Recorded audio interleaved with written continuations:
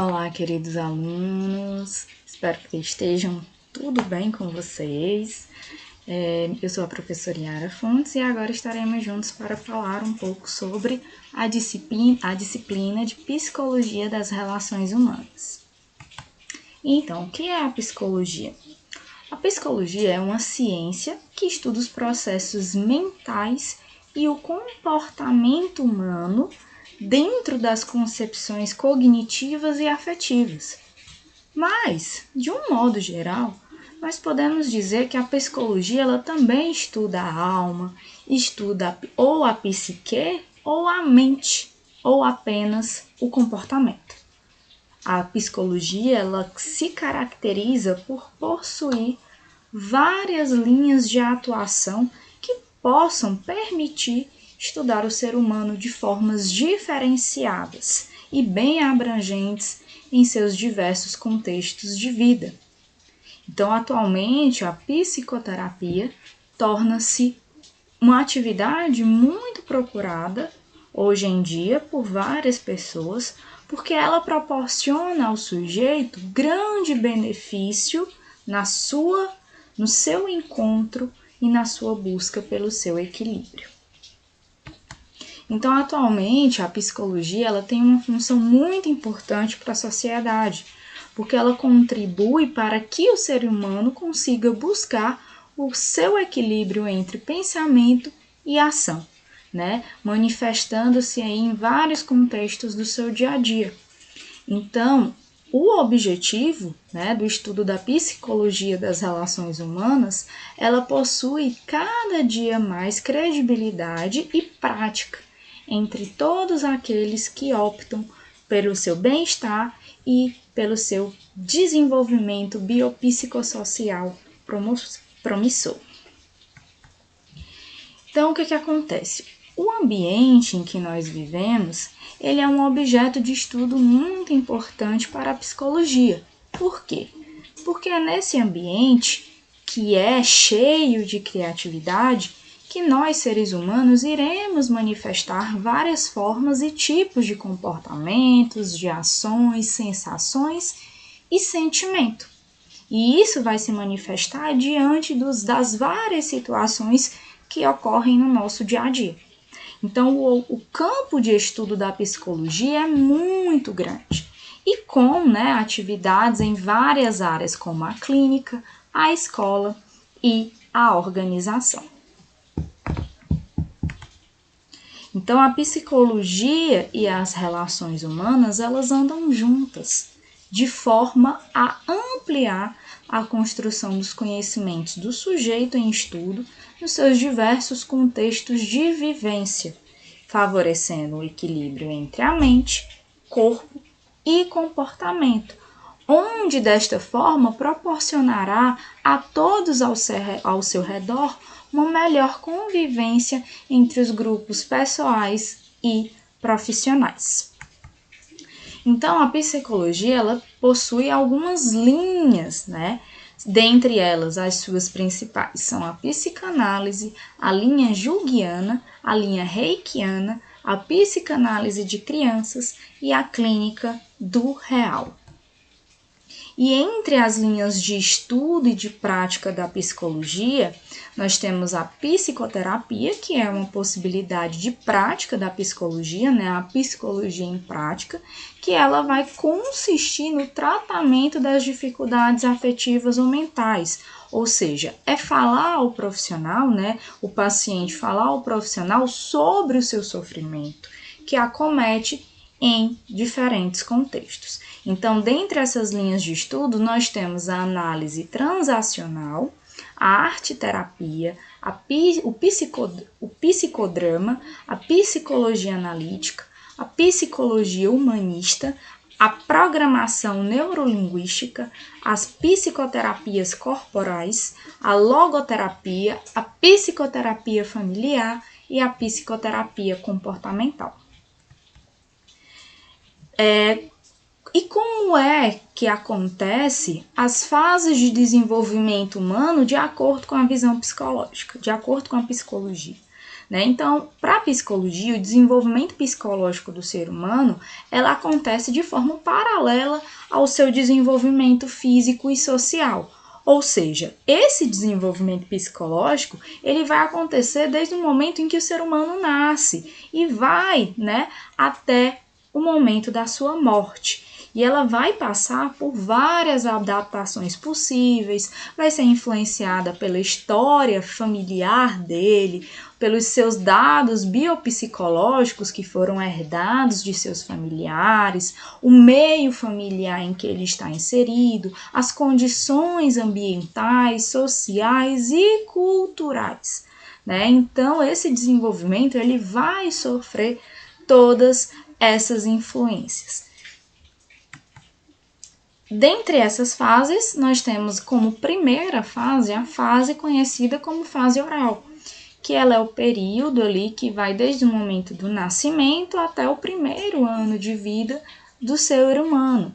Então, nesse momento, os impulsos da criança, eles são satisfeitos ali na área da boca, ou seja, a libido está intimamente associada ao processo de alimentação e contato humano, que esse contato está associado principalmente ao ato de mamar, né? Então, a percepção da criança nesses primeiros meses de vida é de totalidade. Então, ela não consegue distinguir ainda o eu do não eu. Já a segunda fase é a fase anal, né? Que ela vai ali no final do primeiro ano de vida, que nesse momento ele vai ter habilidades, né, como de virar, sentar, engatinhar, assim como vai ter dado início à sua comunicação verbal. A criança já vai saber falar algumas palavras, pedir algumas coisas, né, como uma forma de socialização. E aí, nesse momento, né, a partir desse primeiro ano de vida, no final do primeiro ano de vida, a criança inicia a sua capacidade de julgar a realidade e antecipar situações, né? Possibilitando uma maior tolerância às tensões do cotidiano e normais do desenvolvimento. Então, durante essa fase anal, que é no segundo e terceiro ano de vida, a criança vai ser estimulada a desenvolver a sua autonomia, vai se tornar mais independente, né? Principalmente no que corresponde ao controle dos seus esfíncteres, né? Tanto anal como da bexiga, e ela vai iniciar os processos de cuidado com sua higiene pessoal. E isso vai estar de acordo com as exigências do meio em que vive, principalmente a da cultura da sua família. A fase fálica, né, é uma fase da criança que vai dos seus 3 até por volta dos 5, 6 anos de vida. E nesse momento a criança já tem uma maior consciência de si mesma, ela percebe com mais clareza o mundo ao seu redor, né? Se interage com esse ambiente, se interessa por ele, indaga sobre o significado das coisas e dos fatos, né? Então ela tem um aumento do interesse de saber de tudo que está ao seu redor. Inclusive sobre coisas que envolvem o seu próprio corpo, como as genitais, né? Tornando-se inclusive mais exibicionista. E aí também surge nessa fase um fenômeno conhecido como complexo de Édipo, né? Que é o conflito da ambivalência entre o amor e o ódio, pois o seu objeto de amor também é a figura disciplinadora que coloca limites e restrições. E o objeto odiado é provedor, que lhe dá segurança e proteção. Já a fase latência, que vai dos 5, 6 anos por volta dos 10 anos da criança, né? Ela já utiliza a sua energia psíquica para o fortalecimento do seu ego, o qual se tornará melhor equipado para lidar com os impulsos que virão nos próximos anos e também para adaptar-se aos novos ambientes. Então ela volta-se para o mundo externo, como a escola, os jogos, as amizades e outras atividades que vão além do seu ambiente familiar, né? Passando a buscar por novos ídolos, novos heróis que não mais somente ali na sua casa, na sua família. Já a adolescência é uma fase cheia de questionamentos e instabilidades, em que nesse momento, né, nesta fase, há uma busca incessante por se conhecer, né, a busca do seu eu, da sua própria identidade. Então, nessa fase, todos os padrões estabelecidos, eles são questionados por a criança, como também são criticados por elas, né? Como também é criticado por elas todas as escolhas de vida feitas pelos seus pais. E é nessa fase, né, o adolescente ele busca, além de se questionar pela sua identidade, ele busca uma maior liberdade e autoafirmação. Na maturidade, é o que chamava-se anteriormente de ninho vazio, em que os pais, principalmente as mães, consideravam-se sem função por não saber ser outra coisa na vida, além de cuidadoras.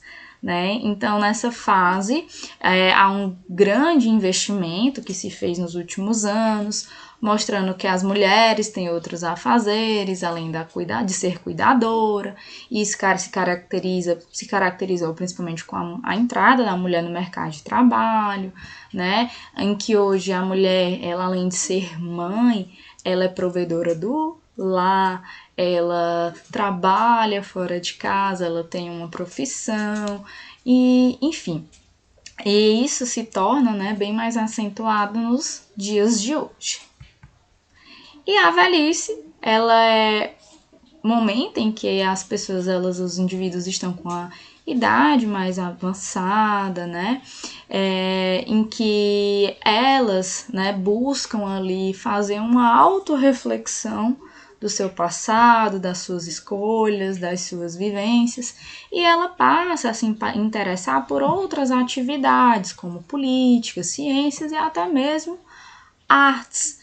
Muitos nessa fase se tornam músicos, escritores, pintores, coisas que tinham vontade de fazer em uma época mais passada, mas que por conta do trabalho e de outras questões, né, muitas responsabilidades, acabaram que por não fazer. Né? E aí nessa fase ela busca realizar outros quesitos que ficaram ali guardados.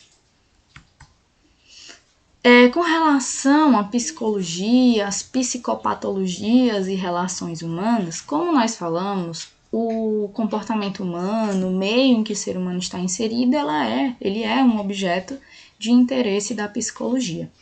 E esse comportamento humano, né, que é um aglomerado de reações físicas, químicas e de processos mentais complexos, ele é também visto como um comportamento de relação, ou seja, ele vai adquirir sua unicidade ou forma única, né, com um potencial criativo no contato e no relacionamento com outras pessoas. Então, esse comportamento ele é construído no momento que o ser humano passa a interagir com outras pessoas.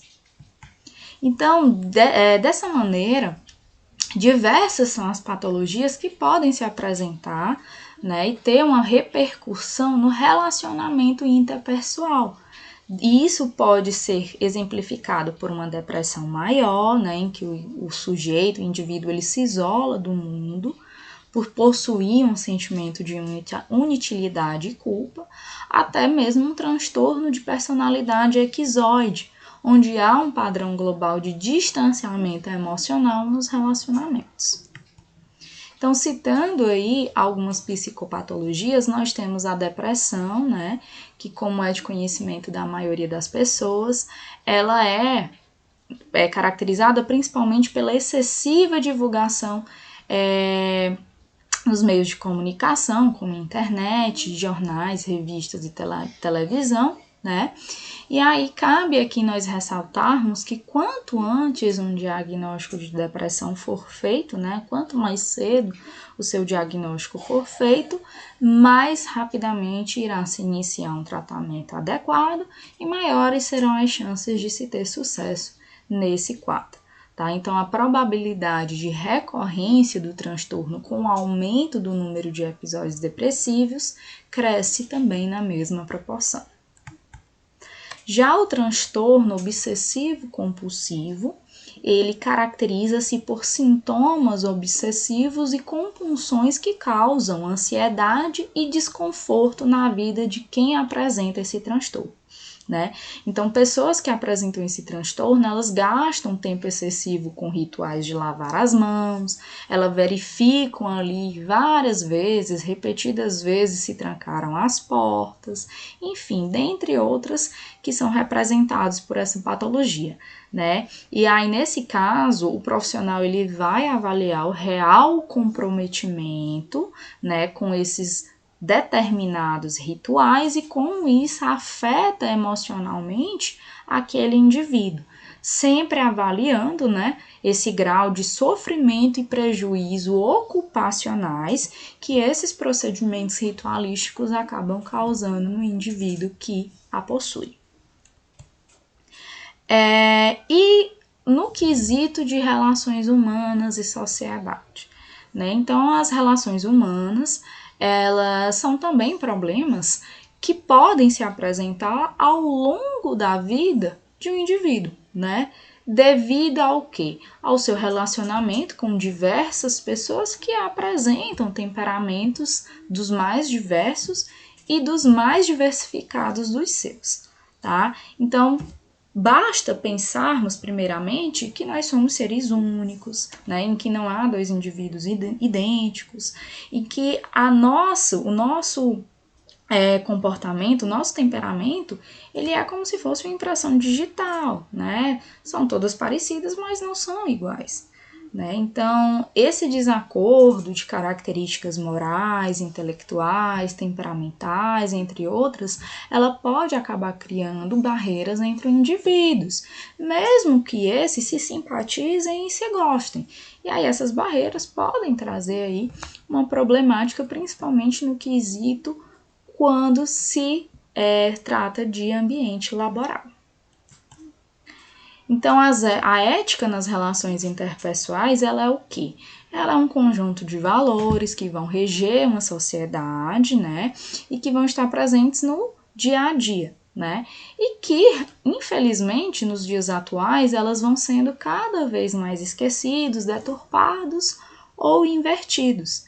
Então, o contato atual não poderia ser melhor para nos motivar a questionar o que de fato nos interessa e o que nos importa, né? O que é para nós que tem um real significativo e um valor. Então, entender e estudar a prática ética e seus fundamentos são de uma importância muito grande para se conquistar a qualidade de vida tão desejada por todos, né? E negligenciar isso só nos levará a perpetuar um estado de calamidade e fragilidade que os relacionamentos na sociedade vivenciam hoje. Então, essa ética nas relações interpessoais deve ser considerada a partir de algumas dicotomias ou oposição entre duas coisas, tais como o que é verdade e a mentira, o bem e o mal, o amor e o ódio, a recompensa e a cobrança, o crédito e o débito, o moral e o imoral, o positivo e o negativo, as trevas e a luz, o céu e o inferno, o direito e o dever, dentre outras oposições.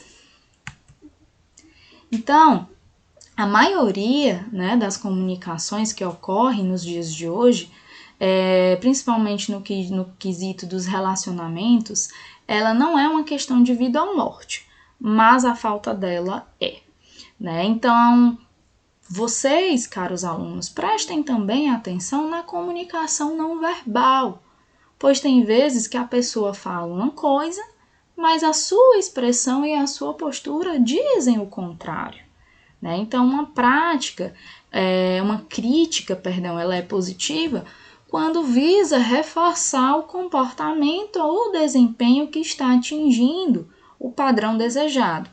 e negativo quando visa corrigir e melhorar o comportamento ou desempenho de baixa qualidade ou insatisfatório. Então, tanto uma crítica positiva quanto uma crítica negativa podem e devem ser construtivas, né? E essa crítica, ela é um instrumento na construção de relações humanas. Então, os dois maiores problemas, né, concernentes a essa questão da crítica ser um instrumento da relação humana são a inexistência de uma crítica positiva, ou seja, não reconhecimento ou referência de um bom desempenho. E outra questão é que a crítica negativa ela é feita de maneira tal que seu caráter acaba sendo destrutivo. Então, o que nós vemos atualmente, né, é que a crítica positiva ela acaba não enaltecendo, né, um ponto de referência, um bom desempenho da pessoa que está recebendo aquela crítica. E por vezes, pela falta desses pontos, ela acaba sendo mais uma crítica negativa, e uma crítica negativa, quando ela acontece dessa maneira, ela acaba tendo um potencial mais destrutivo, né? E essa crítica destrutiva, ela costuma acontecer só quando as coisas saem erradas, né? Por exemplo, quando a pessoa fala que esse tipo de atitude lhe parece familiar, e quando não há padrões determinados pelos quais se possa avaliar o desempenho ou comportamento, ou qualquer plano que vise o desenvolvimento. Falando, né, após essa crítica construtiva, falaremos agora sobre liderança. E o que é liderança? A liderança é o processo de influenciar pessoas no sentido de que hajam a favor dos objetivos da instituição ou do objetivo presente, né? E aí existem algumas situações que caracterizam o líder, né?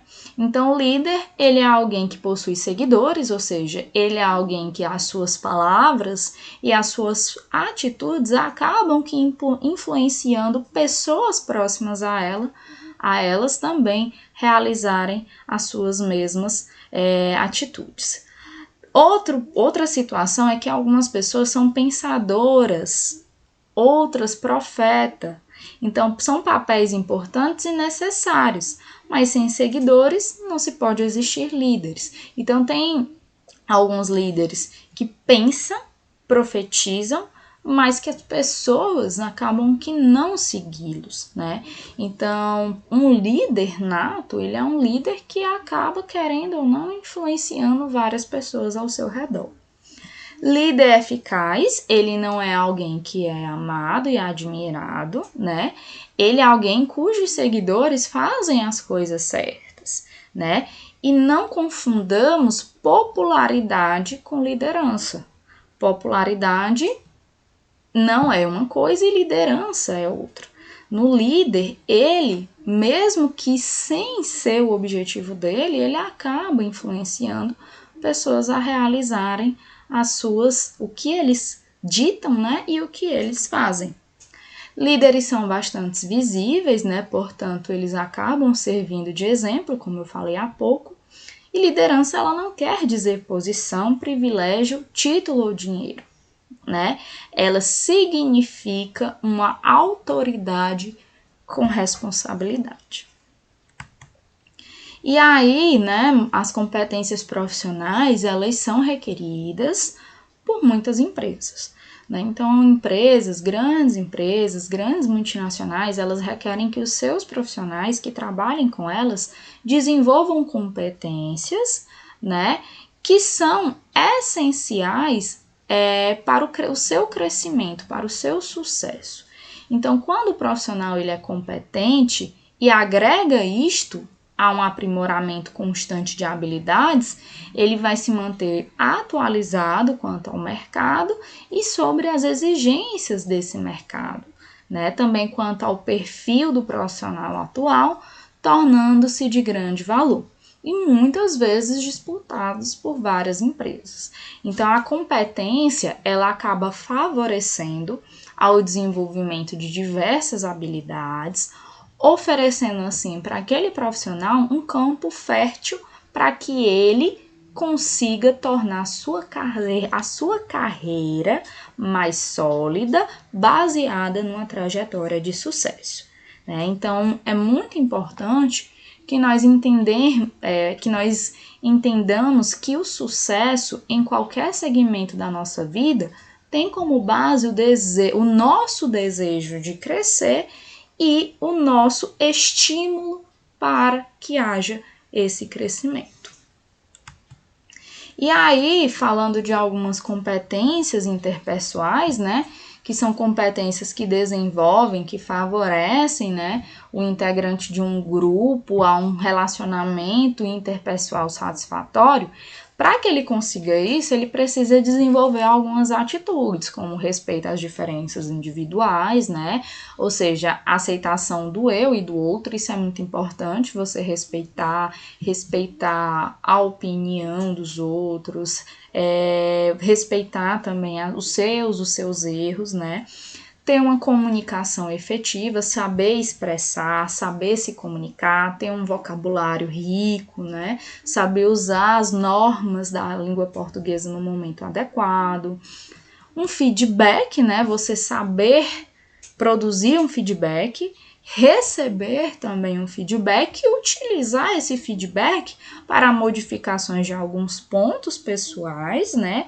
E profissionais e assim alavancar o seu crescimento. Outro ponto importante, né, dentre as características das competências interpessoais, é o controle emocional, você ter equilíbrio, né, não é todos os dias que o ambiente de trabalho é um mar de rosas, então saber contornar situações, saber lidar com diferentes situações, saber controlar as nossas emoções, ela é um ponto importante dentre aí as competências interpessoais. E, por último, o autoconhecimento. Esse autoconhecimento, ele nos leva ao quê? Uma autocrítica, uma autopercepção, sabermos quais são os nossos pontos fracos e trabalhar esses pontos práticos visando o nosso crescimento, o nosso melhoramento, ele é um fator muito importante. E outro ponto importante também na autoconhecimento é a sua autoaceitação. Nós não somos perfeitos. Somos seres humanos que estão em crescimento, que estamos em conhecimento, em nos autoconhecer, né? E saber nos aceitar, saber trabalhar nossas imperfeições e saber, né, reconhecê-las é muito importante. E isso trabalhado da forma correta, leva aí ao nosso crescimento pessoal e profissional. E a inteligência emocional, né? Ela é uma capacidade adquirida, contida nas emoções, que resulta num desempenho eficaz no mercado, podendo também ser expresso como competência emocional. E para isso indica para as pessoas a necessidade de desenvolver algumas habilidades práticas fundamentais. Então, dentre, né, as características da inteligência emocional, nós temos a autopercepção e a autoconsciência, né, que é o instinto, a intuição e a reflexão. A autorregulação ou gerenciamento de emoções, que é o autocontrole dos impulsos, né, principalmente de impulsos que são destrutivos, focar na realidade, aprender a dizer não e a ser consciencioso. Vem aí também a motivação, né, que é a vontade de melhorar, de crescer, de evoluir e de concretizar algo que desejemos. Temos a empatia, né, que é a capacidade de sentir, de perceber como as pessoas sentem, colocar-se no lugar do outro e saber ouvir mais do que falar. E a habilidade social, que é uma aptidão natural para os relacionamentos, né, que é a capacidade de resolver conflitos em um meio social, a habilidade de se comunicar, a capacidade de persuadir, a noção de equidade, enfim, isso nos leva aí a convivermos melhor em sociedade. Meus queridos, eu espero que vocês tenham aproveitado a nossa aula. Desejo a todos bons estudos e nos vemos em até uma próxima aula. Tchau, tchau!